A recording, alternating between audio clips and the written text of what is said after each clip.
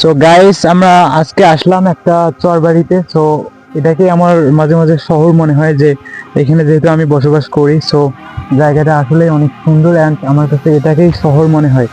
যেহেতু আমি একজন গ্রামের ছেলে, তাই আমি এটাকে শহর ভেবে ভেবে রাত কাটিয়ে দিই, দিন কাটিয়ে দিই। সো গাইস, তোমাদের মাঝে কেমন লাগলো জায়গাটা?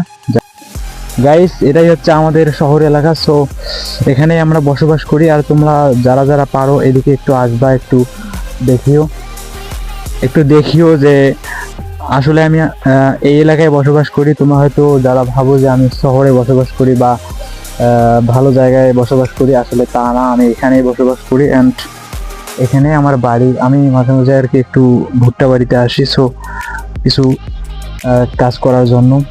ভুট্টা বাড়িতে আসলে অনেক কাজ হয়, এখানে আসলে ভুট্টা বাড়িতে অনেক কাজ হয়। সো আমরা ভুট্টা বাড়িতে আসার পরে কিছু ঘাস কাটি এবং বাসায় নিয়ে যাই। আমাদের সাথে কিছু মহিলা থাকে, সো কিছু নারী পুরুষ আমরা সবাই মিলে ভুট্টা বাড়িতে ধান কাটি, মানে কি বললাম, ভুট্টা বাড়িতে ঘাস কাটি, হ্যাঁ সরি, ঘাস কাটি।